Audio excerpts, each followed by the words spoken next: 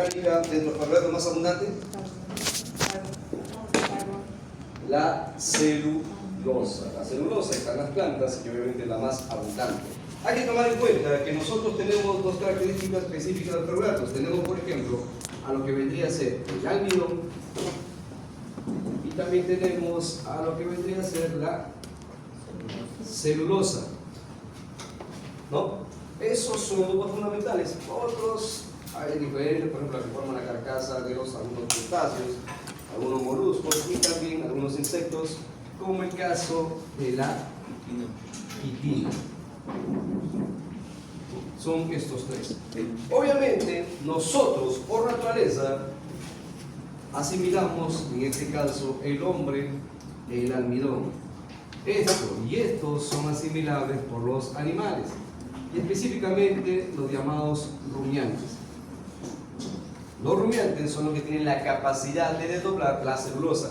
Pese que el almidón y la celulosa contienen en su composición glucosa, el hecho de que este tenga enlace alfa 1,4 y este tenga enlace beta, esto hace que el enzima no actúe.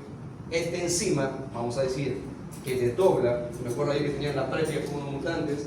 Me dice, profesor, no tenemos la amilasa. ¿Dónde conseguimos la amilasa? Le he echado saliva, pero no tengo amilasa. Y jalamos. Tenemos acá la enzima que desdobla a la amilasa salival o la amilasa pancreática y la amilasa intestinal. De acuerdo a la zona se ubica, ¿no? Este de acá va a desdoblar el almidón, mientras que acá, para desdoblar la celulosa, tenemos que tener la celulasa. Sin embargo, la celulasa solamente es propio de algunos animales, en este caso como los rumiantes. Por eso esos animales suelen ser vegetarianos. Acá se achoran que hay gente que necesita ser vegetariano, ¿no? Solamente comer supuestamente vegetales y no carne. Lo que se dan cuenta de que no podemos metabolizar. Por ejemplo, si tú comes un pedazo de lechuga, no lo vas a asimilar la lechuga. Simplemente al momento de romper por la acción de los ácidos, puede que algunas células se rompan y liberen su contenido interno, pero la gran mayoría no lo vas a metabolizar porque no tenemos la enzima. Entonces, como dijeron sus compañeros, existen 20 tipos de aminoácidos, entre los cuales 10 son esenciales y 10 son no esenciales. Los no esenciales es el que el cuerpo lo produce, mientras que los esenciales son aquellos que no los producimos. Por tanto, están formando parte de vegetales y también parte de los animales. Por eso nuestra dieta tiene que ser, digamos, complementaria, tanto de origen animal como vegetal. Eso de estar comiendo solamente verduras, ¿no? Eso corresponde a los rumiantes. Ahora, si te sientes rumiante porque tienes cuernos, es otra cosa. Ya eso te dejamos en el libro. Algunos creen que comer vegetales es lo más sano. Te soy sincero, como microbiólogo, los vegetales, las hortalizas, ¿qué hacen ustedes cuando comen su ensalada? Simplemente lo lavan con agua de caña. Tú sabes que en la costa, en grandes zonas, son regadas con aguas hervidas, es decir, aguas que han sido procesadas del desagüe, lo utilizan para el riego de las hortalizas. Entonces tus lechugas son regadas con esa agua, y esa agua tiene gran cantidad de parásitos. Entonces se enquistan en las verduras, se quedan pegados ahí, y tú simplemente lo lavas, les echas limoncito y sal y lo comes. Según tú estás comiendo más sano, pero lo que estás realizando es gran cantidad de parásitos, salvo que lo comas hervido, ¿no? Pero bueno, es otro punto. Bien, una vez que tengamos la amilasa, nuestro cuerpito inicia el ingreso de los nutrientes a través de la boca. De la boca va al estómago, del estómago va al intestino delgado y obviamente de ahí va al intestino grueso. En esta zona no tenemos metabolismo de manera directa, sino metabolismo por las bacterias y organismos que están en ese lugar. ¿Qué sucede? En la boca, el alimento acá se ve favorecido por la presencia de la enzima amilasa salival. En la amilasa salival, acá se inicia, porque obviamente es una enzima que va a actuar sobre los carbohidratos, se inicia el primer metabolismo de los carbohidratos. Acá donde se forma el bolo alimenticio. Recuerdan que les había dicho que hay un proceso de masticación mínimo entre 25 a 32 veces, cosa que solamente haces 4. ¿Ya? Formas el bolo alimenticio y esto va a ir hacia el estómago. Y acá en el estómago solamente existe la acción de los ácidos. No existe acción enzimática a nivel del estómago. No se metaboliza en el estómago. ¿Ya? Luego pasa a la siguiente etapa. Obviamente acá se forma el quimo y pasa para formar parte del kilo. Acá sí hay una acción enzimática, como les había dicho, la amilasa intestinal, la amilasa pancreática. Acá va a existir, por ejemplo, la glucosinasa, la disacarasa, la maltasa, la lactasa y todo lo que termine en asa. Prácticamente acá se va a dar el segundo proceso metabólico, pero específicamente acá sí se va a dar la primera absorción. Es decir, a nivel intestino delgado es donde se da el primer proceso de absorción de los carbohidratos. Y hay que tomar en cuenta una cosa, que una vez que inicia el proceso de absorción, estos van a ser direccionados hacia la sangre. Este paso del intestino delgado hacia la sangre se da a través de las células conocidas como los enterocitos. Los enterocitos son los que forman parte de las vellosidades intestinales. Al momento que se da el proceso de absorción de los enterocitos, los carbohidratos, hay que tomar en cuenta que estos carbohidratos como tal, que son por ejemplo, vamos a decir polisacáridos, disacáridos, van a pasar o ser absorbidos como glucosa, básicamente. Entonces, como la mínima expresión es donde va a ser absorbido por los enterocitos y luego llevado a la sangre. Una vez en la sangre, automáticamente va a aumentar la concentración de glucosa. Y este aumento de concentración de glucosa es lo que se conoce como hiperglicemia. Desde el momento que tú has consumido un alimento, acá, que es el minuto 1, cuando llega a la sangre está en el minuto 30. Normalmente el proceso de absorción, metabolismo y absorción de los carbohidratos dura aproximadamente 30 minutos. Es por ende que los carbohidratos obviamente son las moléculas más fáciles de metabolizar y son las que generan energía mucho más rápida que cualquier otra.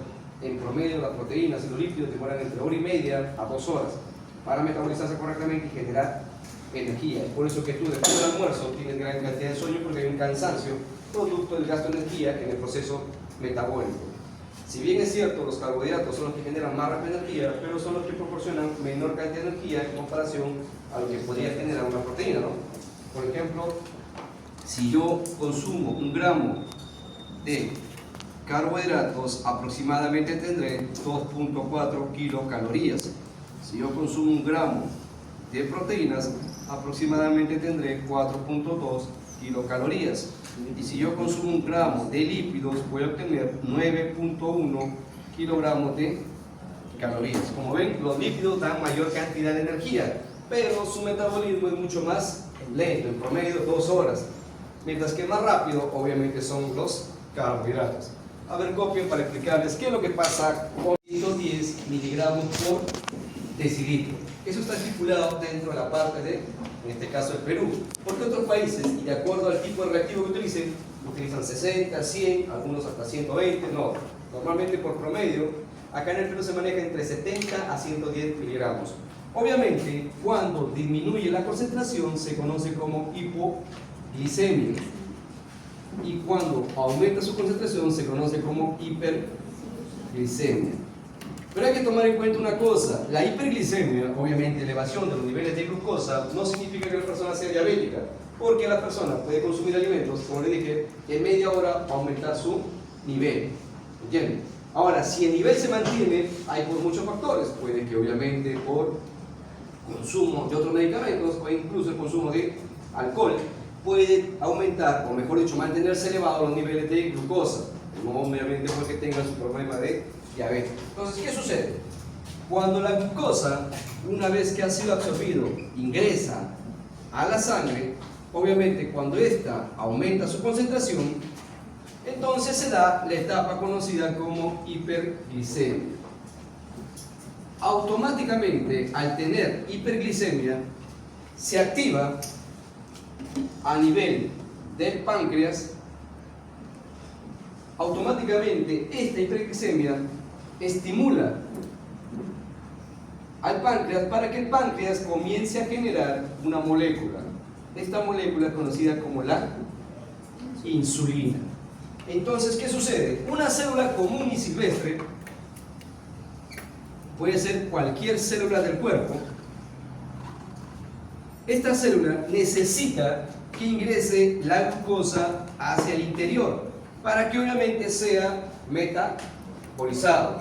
Sin embargo, esta no va a poder ingresar siempre y cuando no esté presente la insulina. Por tanto, la insulina va a adaptarse. Acá tenemos el receptor, uno de los receptores que es el gluten, hay desde el 1 hasta el 15. Este gluten recepciona la insulina y por ende la glucosa puede ingresar.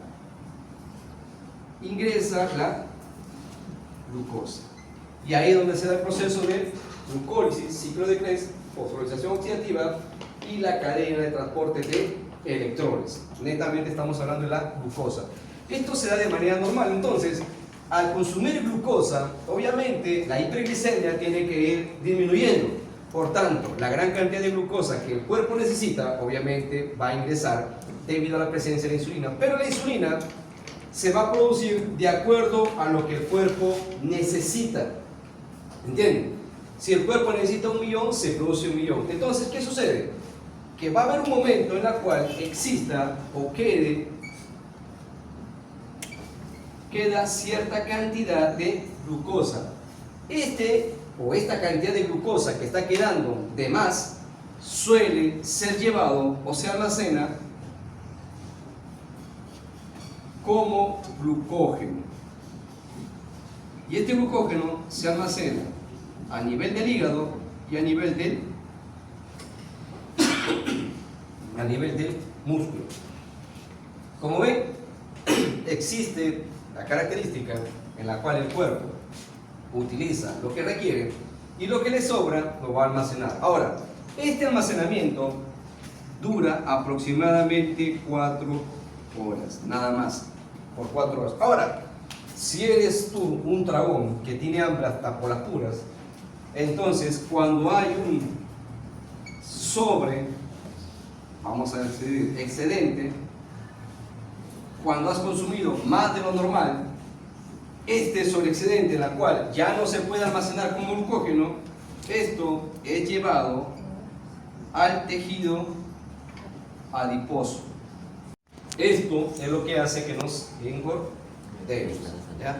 Como ven, el cuerpo tiene un porcentaje de utilización normal o necesidad, tiene un porcentaje en la cual queda como almacenamiento y tiene un porcentaje, si es que se excede, que se va a almacenar como grasa.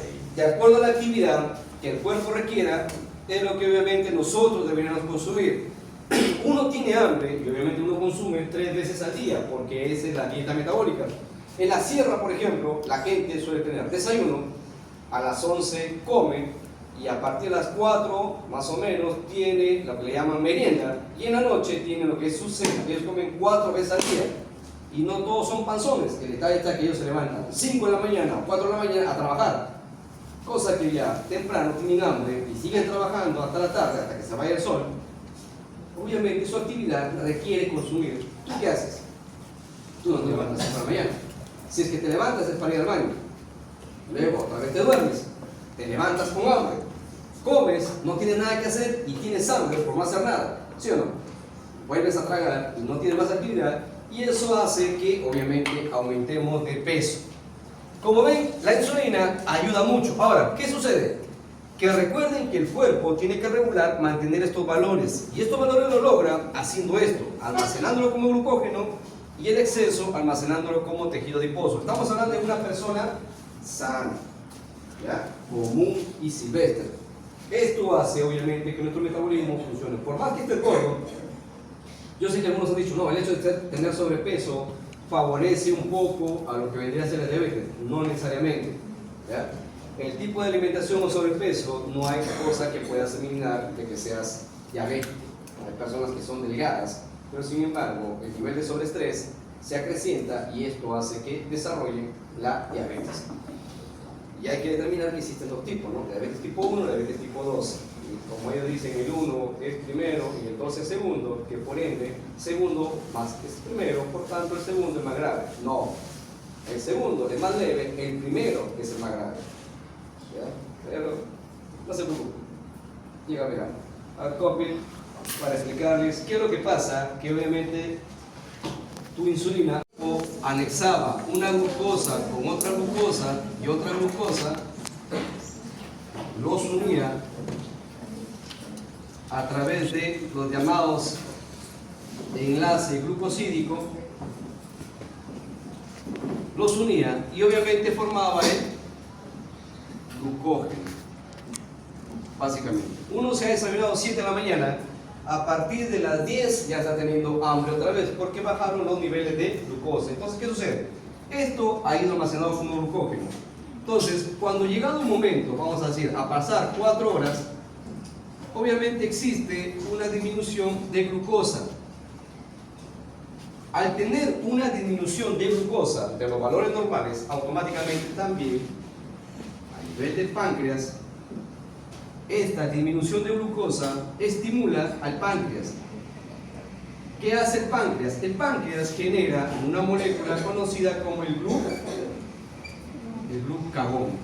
El glucagón va y provoca lo que se conoce como la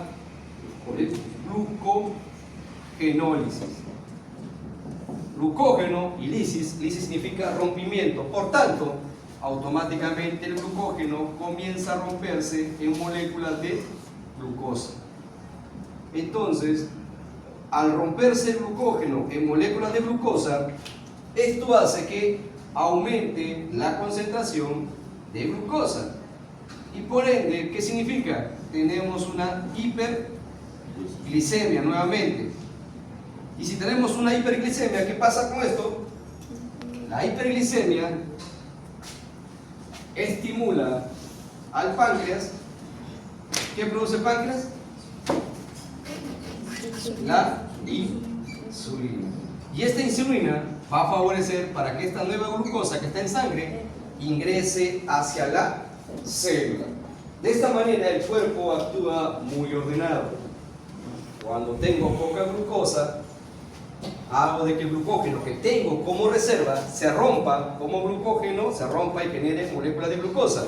Estas moléculas de glucosa que van a ser llevadas a la sangre, prácticamente aumentó el nivel de lo que estaba, ya se conoce como hiperglicemia. Esta presencia de elevados niveles de glucosa estimula nuevamente al páncreas para que el páncreas produce la insulina. Y la insulina provoca el ingreso de glucosa hacia las células. Como ven, son dos hormonas producidas por el mismo órgano, pero obviamente son antagonistas, ¿no? Una provoca el aumento y la otra provoca la disminución. ¿Alguna pregunta? ¿Están entendiendo, condenado? Sí. Vamos a ver su examen. Miren que el primer examen es de insulina. Y la insulina es producida por el páncreas. Esa es nuestra relación. Glucosa, insulina. Entonces, la unión de la glucosa más la insulina, esta favorece para que ingrese al interior de una célula. Eso es lo que nos han enseñado. Ahora, ¿qué pasa con la glucosa en la célula? Normalmente, dentro de la célula, nosotros tenemos a la glucosa. La glucosa va a estar dentro de la célula, específicamente a nivel del citoplasma, porque ingresó al interior de la célula. Entonces, la glucosa se va a transformar en ácido pirúvico, ¿ya? O piruvato. Esto, la transformación de glucosa a ácido pirúvico, es lo que se conoce como glucólisis. Luego, este ácido pirúvico va a tener que ingresar, obviamente, ¿a dónde? Al interior de la mitocondria, que se conoce como mitosol. El ácido pirúvico va a sufrir una transformación y se va a transformar finalmente como acetilcoenzima A. Esto hace que se le tenga que transformar finalmente en moléculas como el NAD-FA hidrolizado. Esta transformación se da a nivel, o sucede a nivel de la membrana interna de la mitocondria. Este FAC, que no ha sido en este caso totalmente transformado, va a sufrir el transporte de la cadena de electrones. ¿Dónde ocurre esto? En la membrana celular. Cuando hablamos del proceso que se da de aquí a acá, se conoce como fosforilización. ¿Qué significa fosforización? Es la adición de una molécula de fósforo. Estos NAC que se generan no tienen la molécula de fósforo. Acá se le agrega, ¿para qué? Para transformarse o ser una molécula de energía. Estas moléculas de energía son llevadas a la cadena transportadora de electrones para que se transformen en lo que vienen a ser los ATP. ¿Ya? Como ven, se da, falta pedir acá, que acá se da el llamado ciclo de Krebs. Entonces tenemos de que la glucólisis se da en el citoplasma, el ciclo de Krebs en el mitosol, dentro de la mitocondria, la fosforización en la membrana interna de la mitocondria y la cadena de transporte de electrones, que viene a ser la transformación ya de moléculas de ATP totales, se da a nivel de la membrana de la célula. ¿Ya? Es así que finalmente tenemos en promedio 38 ATP. Algunos dicen que es 36, bueno, pero finalmente se da la mayor cantidad. Ahora, para que todo esto ocurra, se da siempre en presencia de oxígeno. Es decir, es un proceso metabólico o un metabolismo aeróbico. Esto se da de manera normal al interior de la célula. Es por eso que nosotros consumimos los carbohidratos, porque esperamos generar mayor cantidad de energía.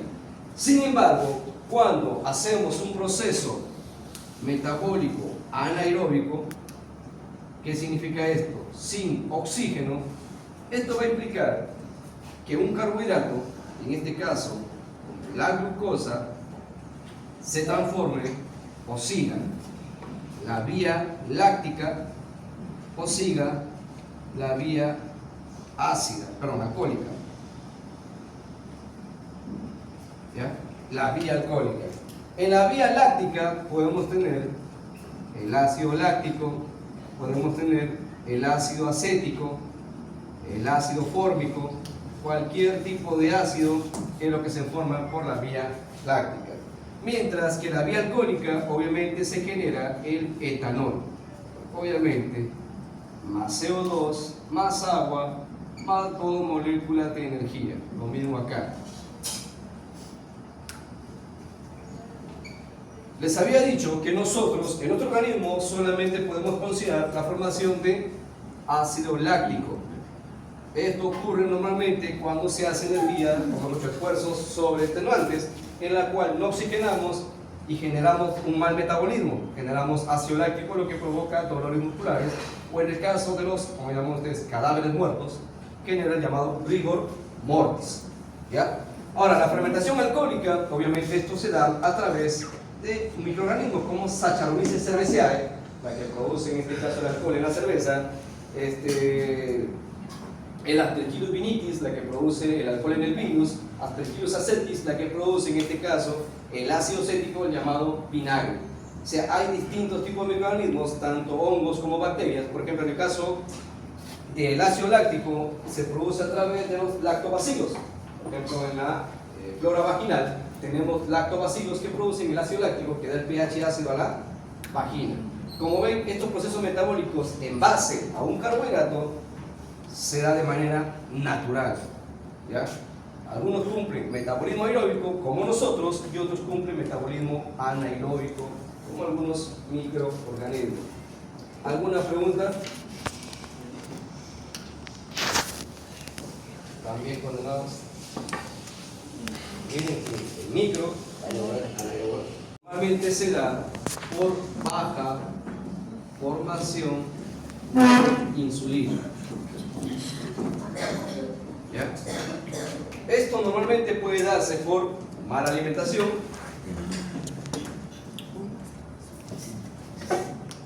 estrés, ¿ya? Cuyos síntomas característicos, esto que inicia, suele ser una de ellas, polifagia, polidipsia, malestar o cansancio. La polifagia, viene a ser el exceso de hambre, y la polidipsia viene a ser el exceso de sed. Ahora vamos a explicar por qué se da eso. Normalmente nosotros tenemos la parte que vendría a ser la sangre. Cuando uno consume un alimento, tiene gran cantidad de glucosa. tenemos acá la hiperglicemia. La hiperglicemia, obviamente, viene a ser, como les dije, el aumento de glucosa sobre lo normal. Entonces, lo que se espera es que la presencia de insulina provoque que la glucosa ingrese hacia una célula, estando en sangre. Pero como el cuerpo, en este caso, produce menos cantidad de insulina porque hay una falla, ¿no?, debido a ciertos factores en el proceso de generación de insulina, como hay poca insulina, por tanto, gran cantidad de glucosa no ingresa a la célula. Vamos a decir que la proporción de insulina en la proporción de glucosa no hay. Entonces, ¿qué hace el cuerpo? Como existe mayor concentración de glucosa en sangre, automáticamente, como es un soluto, ¿qué es lo que provoca? Provoca la primera sensación, que viene a ser de que esto, para compensar la concentración de soluto, tiene que haber agua. Entonces, automáticamente, como yo como que tuvieras, es como tuvieras mucha cantidad de sal en tu sangre, automáticamente tu cuerpo siente la necesidad de consumir agua, simplemente para compensar la presencia de glucosa en tu sangre. Es lo que se conoce como polidipsia. Ahora, ¿cuál es el otro detalle? Tú podrás tener buena concentración de glucosa en sangre, pero como no tienes insulina, la glucosa no va a ingresar a la célula. Por tanto, tus células tienen o siguen teniendo hambre. Así que automáticamente tú sigues, obviamente, creyendo que no has comido y sigues teniendo hambre. Es por eso que se activan los dos factores, sensación de sed excesiva y sensación de hambre excesiva. Tú vas a comenzar a consumir gran cantidad de alimento porque tus células no están recibiendo la glucosa. No es porque no haya, sí que no hay la insulina. Por tanto, se acumula la glucosa. Al acumular mucha glucosa, automáticamente te genera hiperglicemia, en cual los valores normales para una persona diabética de tipo 2 suele ser de 120 a 140 miligramos por decilitro. El hecho de que una persona tenga hiperglicemia automáticamente te genera lo que debería ser un aumento de presión sanguínea. Al tener aumento de presión sanguínea, automáticamente la persona sufre irritabilidad. ¿Qué significa eso? Los diabéticos, pese a tener la sangre dulce, supuestamente por la acumulación de glucosa, son altamente amargados porque son muy irritables debido al aumento de presión sanguínea. Esto estamos hablando netamente de una persona de diabetes tipo 2. ¿Cuál es la diferencia con diabetes tipo 1? Cuando la persona no sigue tratamiento, porque hay varios tratamientos de medicamentos, ¿no? La metformina, la glitavec, varios antibióticos, medicamentos, lo que hacen es, en esas moléculas, reemplazar la insulina que no se produce de manera natural, ¿no?, por ciertas pastillas para favorecer el ingreso de la glucosa a las células, para mantener estos niveles. Para un diabético, 120 y 140 es normal, ¿ya? Un diabético, ese es su valor normal. O uno dice, no, la solución es bajar la glucosa. Si a un diabético le bajas de 120 a 70, para él ya es hipoglicemia. Y la persona va a estar débil y cansada. Lastimosamente, una vez que la persona ya fue detectada con diabetes, se complicó la vida. Existe una prueba para descartar la diabetes, lo que se conoce como la prueba de la hemoglobina glicosilada. La hemoglobina glicosilada es la hemoglobina que puede adherirse a cierta cantidad de moléculas de glucosa. Cuando tú pides a una persona, por ejemplo, si una persona va por primera vez a hacer un centro de salud, se hace la prueba y resulta que tiene 120 de glucosa, 140 de glucosa, automáticamente piensas que es diabético. Lo normal es que la persona siga una dieta normal, que come sus alimentos 7, 1 y 7 de la noche, y automáticamente en una semana de que restableció su nivel, vamos a decir, de dieta, y se hace la prueba, y sigue saliendo con glucosa elevada, se hace la prueba de hemoglobina glicosilada. ¿Para qué? Para que automáticamente tú veas si esta persona está dentro de los valores normales. La hemoglobina glicosilada te da una alternativa de poder leer si tus niveles de glucosa son elevados hace 3 meses atrás. Es decir, esta prueba te detecta si hace 3 meses tus niveles de glucosa han estado elevados. ¿Por qué? Porque los valores también van a salir elevados en hemoglobina glicosilada. Los valores normales suelen ser de 5.1 a 5.7. Si sale entre esos valores, vamos a decir que tu nivel de glucosa aumentada está reciente o es por otro motivo. Pero si supera los 5.7, automáticamente implica que hace 3 meses tú has tenido la glucosa elevada. Por tanto, ya calificas para ser un diabético tipo 2. ¿Ya? Esa es la prueba mucho más específica para determinar una diabetes. No es que te vayas al centro de salud o a un laboratorio y te digan tienes 120 de glucosa y eres diabético. No, tienen que hacerse varias pruebas. Incluso hay una prueba que se conoce como tolerancia a la insulina. Entonces nosotros lo vamos a hacer el día que hagamos la práctica de glucosa.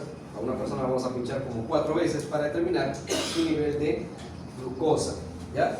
Como ven, esto es lo que pasa. Con la diabetes tipo 1 ya implica que el paciente ya no produce baja concentración de insulina. Es más, ya no produce insulina. Entonces hay que inyectar insulina.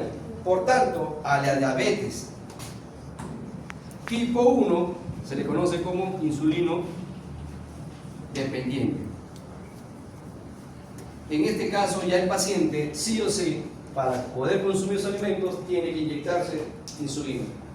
Es la etapa más fregada de un paciente diabético, porque incluso acá aparece la enfermedad del pie diabético. ¿Han visto un paciente con pie diabético? Se les hace una herida, prácticamente se carcome todo, se ve incluso el hueso, tiene que ir un proceso de otro. ¿Qué es Vaya?